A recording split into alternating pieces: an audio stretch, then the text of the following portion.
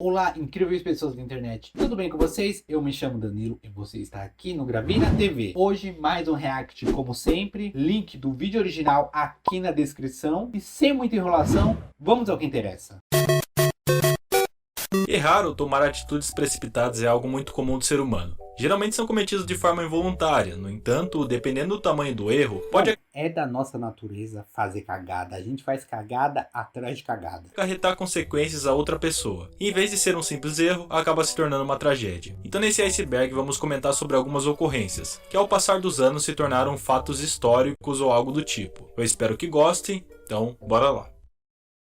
O site da Google, quando estava em fase inicial ou de experimento, seus fundadores tentaram vender o site por $1 milhão para os fundadores do Yahoo, mas foi rejeitada a proposta. Depois disso, tentaram renegociar por $750 mil, e mesmo assim, não levaram o domínio muito a sério, e como consequência, hoje o Google vale quase $300 bilhões, e é a terceira empresa mais lucrativa do mundo. Então, sem dúvida, a escolha da Yahoo não ter comprado o Google foi uma decisão totalmente catastrófica em um ponto de vista empresarial, e no Nossa, claramente tem algum cara, algum rico que claramente todo dia deve lembrar que não tem poder pro Google porque não quis pagar, sei lá, 1 milhãozinho, que devia ser dinheiro de pinga da época. ramo também de tecnologia. Então será que hoje em dia a Google seria da forma que conhecemos se estivesse nas mãos do Yahoo? Será que ia ser igual ao próprio domínio que se afundou ao longo dos anos e hoje em dia nem existe mais? Até existe o domínio de e-mails, mas é totalmente esquecido e poucas pessoas usam, né?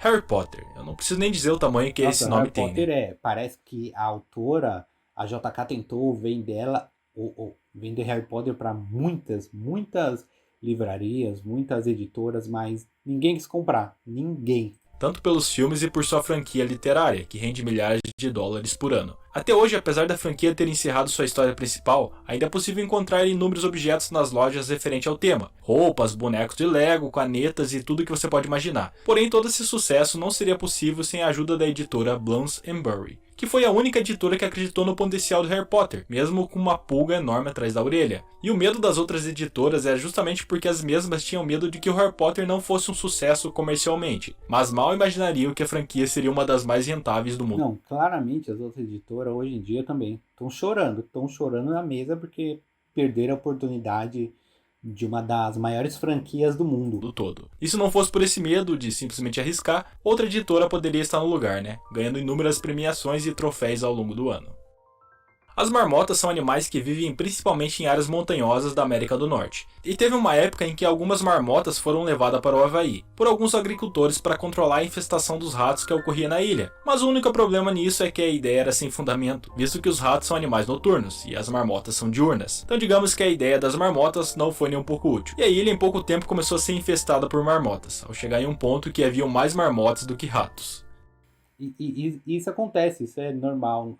Essa Ilha das Marmotas aí também tem, aqui no Brasil, sei lá, tem capivara, tem cobra, também era só para controlar uma infestação ali, só que deu errado e acabou, perdemos todo o ecossistema porque alguém não pensou que poderia as cobras se cruzarem ou as capivaras se cruzarem. Thomas Austin foi um colono australiano que decidiu trazer 24 coelhos para o seu país de origem. Embora no início ele tenha sido elogiado pela atitude, a verdade é que Thomas desconhecia o verdadeiro problema que estava para acontecer, já que por conta da sua ignorância e falta de conhecimento, começou a surgir um estouro de pragas de coelho pela Austrália, causando várias consequências ao ecossistema, exterminando espécies nativas e matando grande parte da vegetação. Até o dia de hoje, muitos proprietários de fazendas privadas tentam se aliar com o governo para buscar formas de exterminar grande parte da população desses animais na Austrália.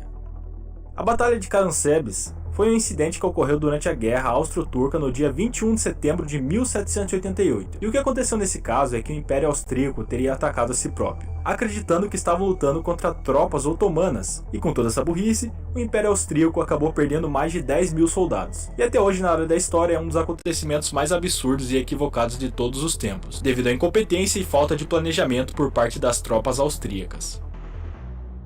Cavalo de Troia foi uma estátua gigante de um cavalo, enviado pelos gregos aos troianos como um suposto presente, e como de graça, né, até injeção na testa. Então os troianos aceitaram de bom grado e abriram as portas do império para fazer com que o cavalo de madeira passasse pela porta. Sem saber que dentro do interior desse cavalo se escondiam os melhores guerreiros para atacar e dominar o reino de Troia, e tudo aconteceu de forma muito sorrateira.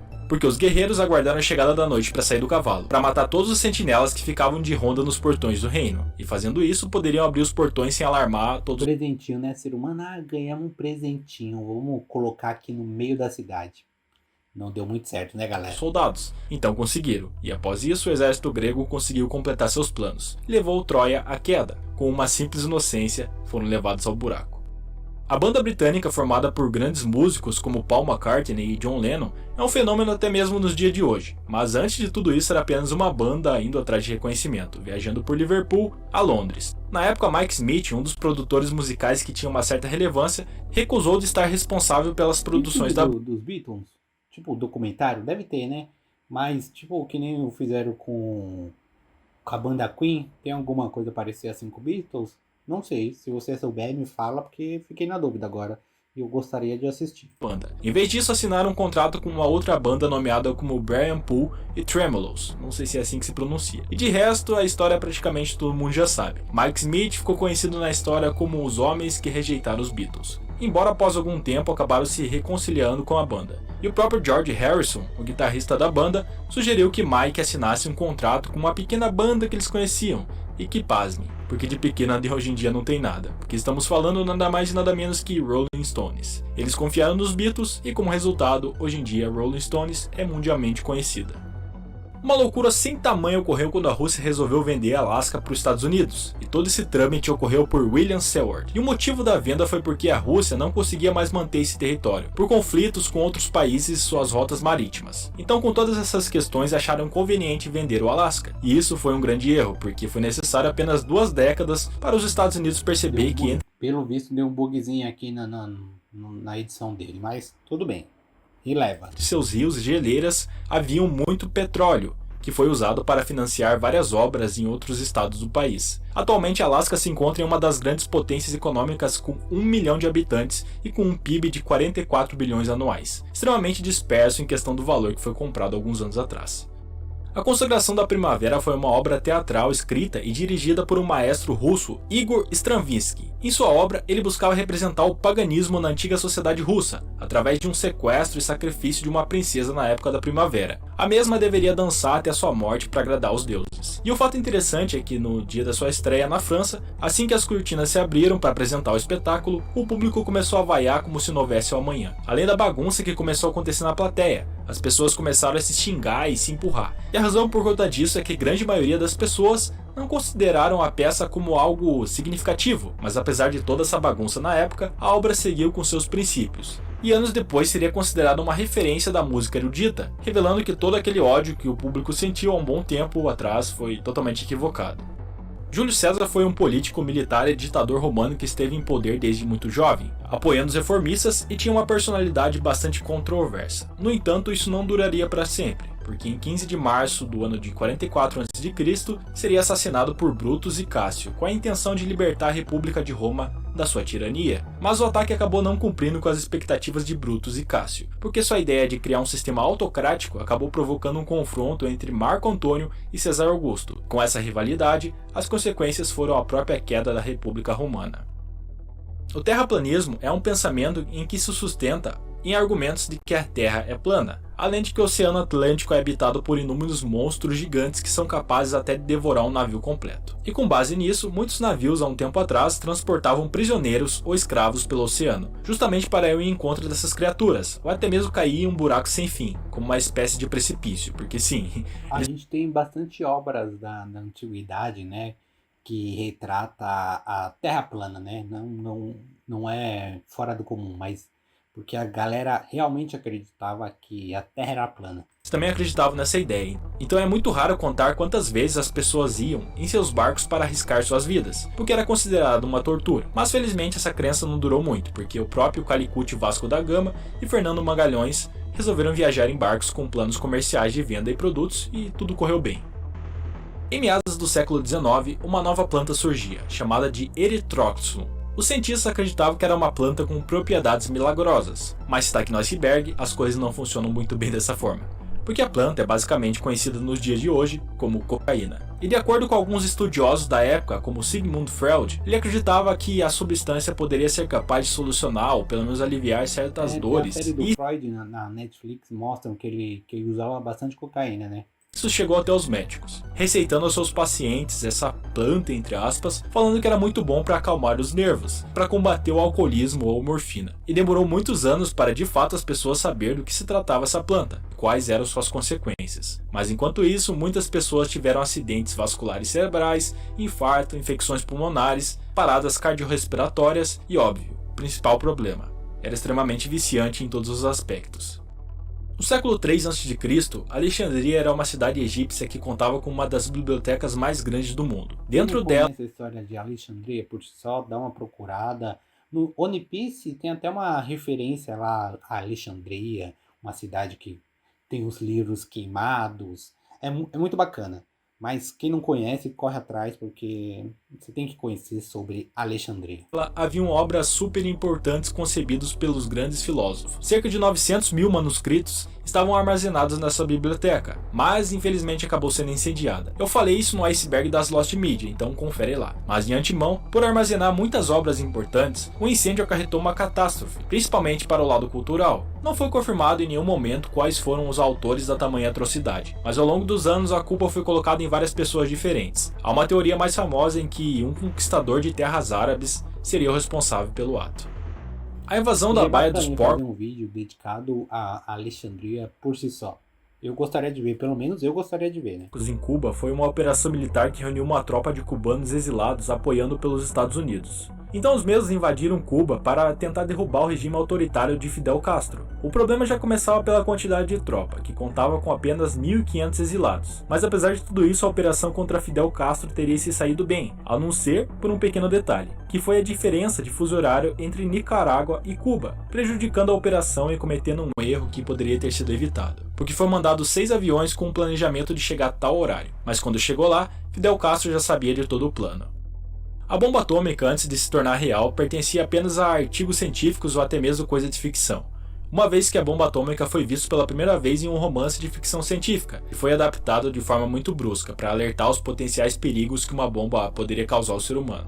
Mas os principais responsáveis por tornar a bomba atômica uma realidade foi o próprio Einstein e Robert Oppenheimer, depois de criarem e passar... Porque teoricamente era só teoria, né? Depois que fizeram mesmo, confirmaram as teorias. É assim que se confirma teorias também, né? Fórmula para o governo. E então, depois eles viram de que forma foi usado seus conhecimentos ou criação. Eles ficaram extremamente arrependidos. Oppenheimer até desistiu de ser um cientista após todo o ocorrido. Einstein também ficou completamente frustrado.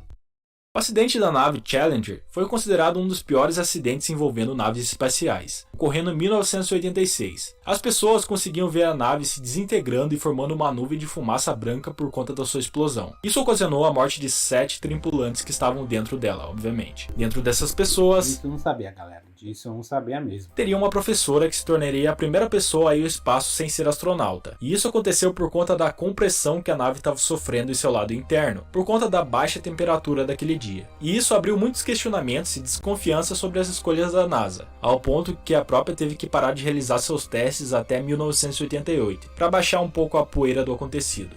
O Titanic era um transatlântico britânico mais famoso do século passado. Sua construção começou em 1909 e gerou um encantamento nas pessoas pelo seu tamanho. O Titanic também, né? Ele só bateu por um erro técnico ali no meio. Alguém errou e acarretou no que aconteceu. Colossal e o quanto era revolucionário para sua época. Mas como esse caso é famoso, provavelmente você já deve conhecer, né? Que na madrugada do dia 14 de abril de 1912 o navio afundaria, por conta de uma batida imprevista em um iceberg. E até então, infelizmente, acidentes podem acontecer. Então não foi exatamente um erro humano nesse quesito. E sim, realmente o barco não afundaria se não batesse no iceberg. Mas o erro humano está na quantidade de botes salva-vidas que o navio continha, porque a quantidade não era suficiente para salvar todos os tripulantes. E muitas pessoas morreram por conta disso. Os engenheiros e responsáveis pelo barco não colocaram a quantidade exata referente aos tripulantes, porque em suas palavras, o navio era impossível de afundar. Tem até aquela famosa frase, né? Nem Deus afunda o Titanic. E bem, aí temos um belo exemplo de como a ignorância e a arrogância pode subir na cabeça de uma pessoa. Em 2 de setembro de 1666, um dos desastres mais alarmantes estava prestes a acontecer em uma das cidades mais grandes da Europa, Londres. E tudo isso por conta de um padeiro chamado Thomas Ferry, sem perceber que tinha deixado o forno da sua padaria acesa. E as chamas começaram a se expandir por conta da ventania que estava nesse dia. E o vento estava tão forte que as chamas se espalharam muito rapidamente. O resultado disso, é se espalhar por toda a cidade. E embora por conta da falta de segurança nos equipamentos utilizados antigamente fosse muito comum nos incêndios, ninguém nunca imaginaria que um dos piores incêndios seria causado por conta de um descuido tão simples. Em 1453, o exército turco saqueou Constantinopla, e seus planos foram concretizados de uma forma bem fácil, porque houve muita preparação antes de realizar o ataque. Mas antes da caída do Império, as coisas, na verdade, foram muito mais fáceis do que o planejado, por conta de um descuido em relação aos principais portões da cidade, porque os mesmos esqueceram de fechar, e assim Constantinopla teve sua queda, de forma facilitada para os turcos. Foi tipo dar uma dinamite e do lado um fósforo para acender, basicamente. O acidente de Chernobyl foi um dos incidentes mais contagiosos com a radiação, e também uma catástrofe para o planeta, emitindo enormes quantidades de radiação. E o desastre aconteceu por uma enorme quantidade de erros, como o mau planejamento do projeto da usina, a falta de um sistema de contenção e, como se não fosse o suficiente, os responsáveis pela central do controle da usina não seguiram os procedimentos de segurança corretos para que o urânio se esfriasse. Dessa forma ficou superaquecido e explodiu. Na época, foi tão vergonhoso isso que até o próprio... metade dos acontecimentos da humanidade é erro humano. Metade deles. O governo tentou cobrir os fatos, para que nenhum outro país ou pessoas ficassem sabendo que os procedimentos corretos não foram colocados em prática. Fora a questão do perigo, que para não criar um colapso global, tentaram amenizar a situação como não tão grave assim. Em 28 de julho de 1914, o arquiduque Francisco Fernando, herdeiro do Império Austro-Húngaro, foi visitar com sua esposa Sarajevo, a cidade capital de Bósnia. O que ele, ou sua esposa, ou ninguém teria previsto, é que aconteceria um dos maiores erros da história, já que a arquiduque caminhava pela cidade em um carro conversível e sem nenhum tipo de aviso, de repente 6 homens espalhados ao longo do percurso aguardavam a melhor oportunidade para assassinar ele. Um deles até tirou uma bomba, mas falhou na sua tentativa e acabou acertando seu braço, mas a bomba rolou e acabou caindo no chão e atingindo outras pessoas. Então, apesar do atentado, o arquiduque prosseguiu para os passos do conselho, onde ele teve uma recepção oficial, e foi na viagem do regresso, quando ele se dirigia ao hospital para visitar os feridos, que um outro elemento do comando, um servo chamado Garavio Príncipe, conseguiu se aproximar do carro e matou ele dessa vez. Os homens que fizeram o atentado foram presos e julgados, assim como boa parte dos envolvidos na conspiração, tanto nos domínios do Império Austro-Húngaro como na Sérvia. Porém, para os austríacos, isso não era o suficiente, e em julho as autoridades imperiais lançaram um ultimato à Sérvia com exigências concretas destinadas a cessar de imediato todas as atividades desses grupos que conspiravam contra os interesses austríacos. A Sérvia recusou e o Império Austro-Húngaro cortou relações diplomáticas e declarou guerra. A partir daqui, todo o frágil sistema de alianças e pactos secretos entre as potências europeias desabou. Foi caindo conforme o dominó. Um caiu, que foi levando outro, e assim vai. Uma espécie de efeito dominó. A Rússia e a França saíram em defesa da Sérvia e a Alemanha colocou-se do lado da Áustria-Hungria. E assim se seguiu o Reino Unido, e toda a Europa passou a se envolver no conflito, que alastrou a escala mundial e durou 4 anos. Quando se tinha suposto que tudo isso tinha terminado, no final foram contabilizados mais de 15 milhões de mortos e um grau de destruição que a Europa nunca tinha conhecido. Os pardais são pássaros que frequentemente conseguimos encontrar na cidade, por qualquer canto que você ande. Você provavelmente vai conseguir encontrar em um canto aí o pardal. E eles são totalmente inofensíveis, No entanto, o líder chinês Mao Zedong não pensava a mesma coisa, porque o mesmo considerava os pardais como uma das piores pragas da Terra, já que consumiam muitos grãos durante o ano, cerca de 4 a 5 quilos cada um, de acordo com as estimativas. Então, em um de seus discursos, ele determinou que todos os pardais fossem exterminados, sem ignorar as consequências que estariam por vir. Uma delas é a proliferação dos gafanhotos, que seriam responsáveis mexeu em todo o ecossistema do país. Por uma grande praga que acabou causando perdas econômicas para o país em relação às colheitas, e uma terrível época de fome que acabou gerando a morte de 16 a 30 milhões de pessoas. Mao Zedong percebeu a cagada que tinha feito, então com a ajuda dos soviéticos foi enviada uma grande quantidade de pardais de forma bem sorrateira, para que a população não notasse o grande erro do líder, tentando encobrir o tamanho da ignorância do ditador. E chegamos ao fim do iceberg. Eu espero que tenham gostado, nos vemos no próximo vídeo e até a próxima. E é isso, galera. Este é o vídeo de hoje. Eu gosto desses icebergs porque eles contam várias coisas interessantes que a gente não conhecia na história, né? Acaba sendo um grande aulão de história. Lembrando, galera, o link para o vídeo original vai estar aqui na descrição. Muito obrigado e a gente se vê no próximo vídeo. Valeu demais, hein?